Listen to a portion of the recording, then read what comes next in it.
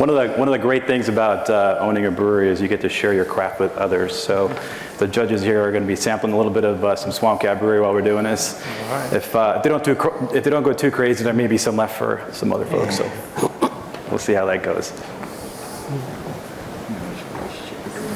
Yeah, exactly. So you'll be sampling a blonde ale, easy drinking, 4.5%. We call it the Boat Day Blonde because you could drink it all day while you're out in the boat enjoying it.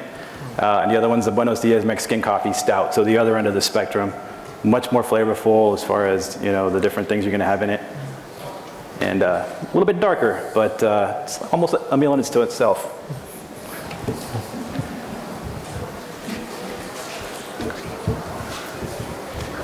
All right. All right, we're going to go ahead and get started. Good afternoon, my name is Chris Gutierrez. This is my partner, Matt Leger. We're going to brief about Swamp Cat Brewing Company, where every day we ask ourselves one question, actually two. What inspires you, and what are you going to brew about it? Okay, so Swamp Cat Brewing Company was born in 2021 officially, but it's been an idea for a long time that I've had in my brain. In 2001, I started home brewing, quickly fell in love with it, thought I had a passion for it, and I knew it was something I wanted to do for a long time. So I did that for many years. About 2010, I was looking at, hey, I'm gonna have to retire at some point and actually grow up and do something, that's not the military. What am I gonna do? And I was like, you know what? One of the things that I wanted to make sure I did was that whatever it is that I was gonna go do, I was passionate about. And the thing that just kept, running around my brain was I wanna have my own brewery because I love the craft, I love sharing it with others, and I just love the social aspect of it. I think it's very important. And so in 2021, we officially launched. We put in a pretty good chunk of change as far as our own personal contributions to it. And finally decided we're going to open up in downtown Fort Myers after an extensive search. The plan has grown in scope from what you saw in the videos, but it's also grown in opportunity, which we hope to show you today. So the question that we're answering, the problem that we have is, where is that community brew house in Fort Myers? Well, the answer is it doesn't exist. So the need that we identified was a place where you could have craft beer, food, and also entertainment all in one destination, in one location. So you have those individually in other locations, but you don't necessarily have it in one place. So that's where we came up with our idea. And Fort Myers is an incredibly fast-growing area. It's in need of more and more of these type of things to do in that area. So we feel like it fits along with the vision of local leadership as well, which we'll get into as well, how the city plans to grow and how we're going to grow with it. Here you go, sixth fastest growing city in the country. The downtown Fort Myers area is expanding, and it's incredible. If you've ever been down there, it's like a new condominium going up every other week, it seems like. So it's a very fast growing area, and we're going to join that community. Gardner's Park is officially our community, which is right adjacent to downtown Fort Myers. It's an area that's got a lot of history to it, and the people that live there and that represent that area as far as redevelopment are very excited that we're coming. And there's some guy, he's an architect. I don't know where he might be, but he is envisioning a walkable street in Midtown, which is in the general vicinity of where we're going to be. Matt's the mastermind behind this, and he's pushing it, so it also fits the redevelopment of the area that we really want to be a part of. So here's what we want to be. We want to be Southwest Florida's destination brewery and food hall. Right? So we want to be an entertainment experience, not just a brewery. Of course we're going to have beer. We want to be all about craft beer. A food hall, right? Give folks options about what they can have while they're there, not rely on the food trucks, right? It's very, very hard to schedule food trucks nowadays. Music. Let me go back real quick. And music, right? So we want to make sure that is a part of the entertainment value we're bringing to the community. And also want to be family and pet friendly. It's community focused, right? I keep talking about how we want to be a part of that redevelopment, that growth and revitalization. We want to make sure veterans are also given opportunities to be a part of what we're doing there. Panther preservation, we call it Swamp Cat Brewing Company for a reason, right? The Florida Panthers are inspiration for that. And then local businesses, we obviously want to partner with that as the city grows. So what have we done so far? Well, we've done pretty well for ourselves in a couple of pouring events. That's the best way to get our name out there, is to have people try our product like you're doing right now, right? So we've done a couple of those, and they've gone over very well. At Southwest Brewfest, we took second place in the People's Choice competition. There was over 30 beers that were poured there. We took second place. Arguably first place, but we're not going to get into that. In the Best of the West competition, we finished in third place for the West Coast IPA, and that was a very competitive category. West Coast IPAs are very popular in craft beer. We've also done collaborations with local breweries. That's the first one we ever did, called Raining Cats and Dogs, with our friends at Crazy Dingo Brewing Company. It went over incredibly well, got our name out there, and the spikes that we got in social media and our websites, incredible from doing those type of events. We've got more on the horizon. We have one at 8 Foot Brewing down in Cape Coral next month, and others on the horizon that we're lining up with other breweries. And then finally, we have identified our location, which Matt's going to go into detail and show you what we've got planned. We're very, very excited about it. We've already done our pre-app meeting with the city of Fort Myers. No hurdles. Everything's looking really fantastic to make our vision a reality. So I'll turn it over to Matt. It's a different presentation. Yes.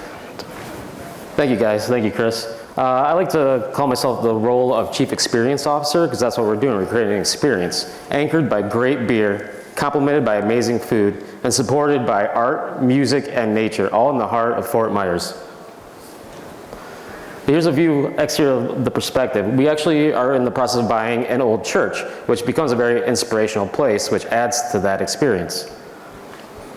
Why do we pick the site? Again, highly visibility on major roads, gateway into Gardner Park, our neighborhood, on-site parking in downtown, which is rare, centrally located to a lot of major employers, an emerging tourism market where I believe we have 2 to 3 hotels coming online downtown every year. 6th fastest growing city USA, as Chris pointed out. New City Park right out front, which will coordinate with our park and have our site kind of spill out into the city, which becomes a gateway into downtown Fort Myers. There are 2,000 new living units underway now and should be complete in 2 to 3 years. And that's just on the table right now. There's more to come. Near Midtown redevelopment area, again, a new area that we are very near to, which we will grow off of. The building itself, again, the building on the lower left was an old church. Which will be our brew house and our tap room or our beer hall. We want that to kind of flow seamlessly into our outdoor space, which will have another stage with music. We'll have games, outdoor eating, play areas for the kids, because we want this to be a really community destination. So again, the vaulted beer hall, it makes for a great space. Part of our business model also incorporates the restaurant spaces. These aren't just food trucks that come and go, but brick and mortars that will stay with us that we can have beer pairing menus with. There is 300 total seats inside and out, so there's a lot for everyone to grow on. We'll have 5,000 square feet in the beer garden, 20 seats indoor-outdoor bar. Here's a view of the interior of that hall space. You can see the old classical elements of the church, which mends very well with our beer hall, because we want, again, it's not just the beer and the food, but it's how you feel in the environment that you're in. And here's a section cut where you can see the beer hall really coordinates very well with the brewery space. So when you're sitting in your beer hall enjoying your delicious beer, you want to be part of the brewing process. So you see the fermentation tanks. You can smell the brewing beer as part of the experience. All right, so as far as the financial model, so that's the vision, right? But how are we going to get there? And what are we going to do as far as revenue? Well, the financial model is pretty simple. On-premise drinking for the first year or so. Eventually, we do want to get to the point where we're distributing, but first we want to focus on in-house production and sales. All of those profit margins, very, very healthy. So there's a lot of potential here to really even keep growing beyond these. For the brewing company projections, so it's important to note that we have 2 different LLCs here, and I'll talk about that in a little bit. We have an LLC for us purchasing the actual building and the property, and we have an LLC for the brewing company. So this is for the brewing company.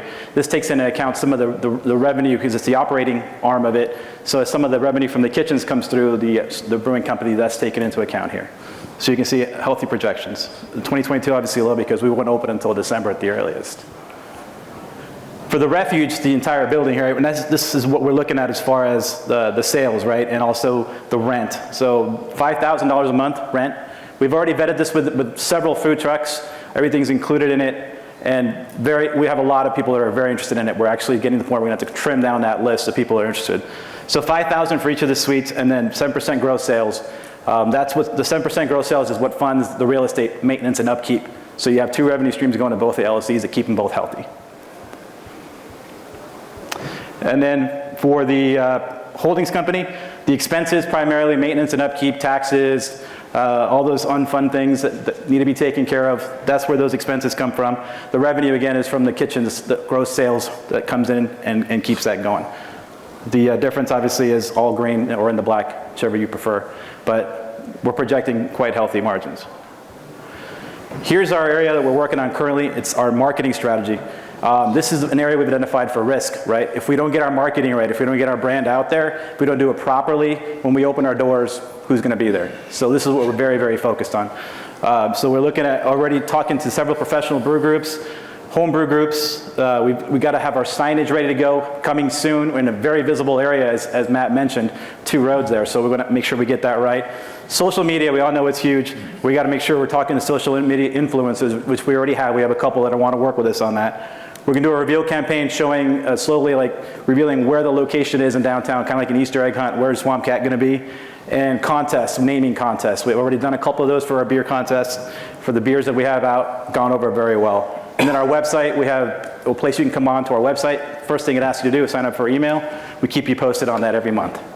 And then collaborations with other breweries, I mentioned that earlier. Incredible, the spike in people looking at our website and the amount of people coming in and interacting on social media whenever we do those collaborations. We're going to continue to do that. Milestones here, we're about halfway through this timeline here. We're getting close to July 2022 and we're going to close on the building. Our capital is either raised or we're working with banks to make sure that that's taken care of. And then looking at December or January 2023 for our opening, right? Trying to get in the season down there, right? We'll make sure we have as many people down there to come out. So what are we looking at next? Well, before we start doing all this demo that's therapeutic and fun, and before we start rebuilding everything, we got to make sure that we have our design in place, right? So these are all what it's going to cost us to do all these different design schematics and make sure we have all our structure in place. Transportation, because of the city, the way the traffic flows, it's all very important. So we're looking at $35,000, and that's really what we're focused on now, is to make sure we have that design phase ready to go. And here's the Swamp Cat team. So I'm over there, CEO, with my lovely wife, Jenny, who's in the front row, poured your beer. She's the Chief Inspiration Officer. We have our Chief Operating Officer, Wes, and then Matt here is the CDO, but actually the Chief Experience Officer. And then our Chief Product Officer, Brian, who's not here with us today, but he is a big part of what we do. He helps us make sure that our product is meeting customer demand. And then no business is anything without some family, right? So there's Swamp Cat family. Here's us at some pouring events. Here's us on the bottom left in front of the building. So we're going to take that old church and make it into something beautiful that everybody's really proud of. And then finally, those kids down there, we sponsor them. Little youth football league team. Had a lot of fun. Great seeing the videos of them winning and saying Swamp Cat's on 3, Swamp Cat's on me, 1, 2, 3, Swamp Cat. Pretty awesome. We look forward to doing more of that in the future to be that community brew house. So thank you for your time. I'm ready for any questions. Thank you.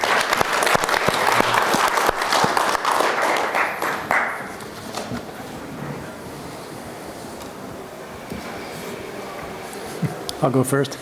How long until you build your second location? Well, that is definitely something that we're looking to do. We want to basically be Southwest Florida's place, and then we're going to expand out to the state of Florida. We have definitely plans in the future to be Orlando, Tampa, Miami. Sorry, but we have grandiose plans. We're trying to do something big here. And had you considered rental spaces prior to making this substantial jump? Yes, absolutely. And that was what led us to this substantial jump, as you call it, because leasing property right now is very difficult. In Southwest Florida, it's very difficult to find commercial real estate that is, accessible or that is zoned properly for breweries. And one of the things I should also mention that we're trying to do something different is my wife and I for years have talked about our breweries. That's going to be a place that we take something that exists and make it beautiful, make it what we envision. So when the opportunity came up to purchase a building that wasn't even up for sale, so there were some connections that we made. We were able to talk to the lady who owned it, and it was like, it made a lot of sense to own the building, and we were our own landlord. And it also solved all the problems that we were having finding a commercial real estate that wasn't in a commercial park or wasn't tucked away in a strip center. Not what we're going for. So we took the opportunity, we jumped in with both feet and just committed to it and said, this is what we're gonna do. Thank you. Are you guys doing your own canning at all? And if so, how are you dealing with the aluminum canning costs and things like that? Luckily, we're just now starting with our canning. The canning machine is powered by this arm right here. So it's not all that fancy, so we're not putting out a lot. But it is expensive for sure, and something we have to consider. Cost of goods is steadily increasing. And the beer industry is is not exempt from that in any way, shape, or form. It's at least a third to almost half in addition to what it used to be. Because I've been reading that there's like shortages on actual cans, and they're actually have limited quantities to each distributor or brewery that they can only have, and so that limits probably what you can produce or can, correct? Absolutely. Like I said, though, we're mostly focused on in-house sales and to-go sales. So we will do some canning, but it's not going to be like major canning lines for distribution. Not yet. Hopefully by then inflation will be a little different. We all hope. Hey, Chris, was there any marketing research that went into, you did a great job of looking at the location and the traffic patterns and what, the growth of the city.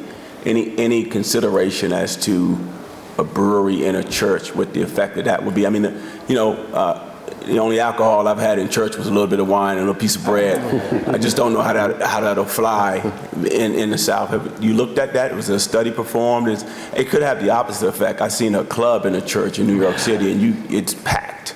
Matt will tell you, feel free to jump in, Matt. Matt will tell you that's one of the things I brought up. My wife, too. I was like, a church? Are we sure that's a great idea? And we really talked about it. We did do some market research, obviously. It's not the first time it's done. There actually is a growing trend of breweries going into old churches. Wow. Warehouse. And it's been a warehouse for the last 20 years. Correct. Okay. So it hasn't been actual church since like 1960 something. And the community does support a functioning business versus an abandoned building in any case. It's very nice also because this building is what they're hoping to have as the gateway into downtown Fort Myers. That's one of the reasons they put that park there. And so us coming in there, the city has already told us repeatedly how excited they are about the project. And there is grant money that we just found out we're going to be eligible for because we're taking something that's an eyesore and turning it into something that's going to grow that area. Any competition? Yes, there is, but they're not very good. But it is an area that is lacking for the population. It's lacking in breweries. I'll give you an example. San Diego County has 150 plus breweries for 1.5 million people, right? 1.3 million people live in Southwest Florida, and there is 21 breweries. So there is definitely potential for growth, and demand is there. You go to any of the breweries any night, even weekdays, they're packed.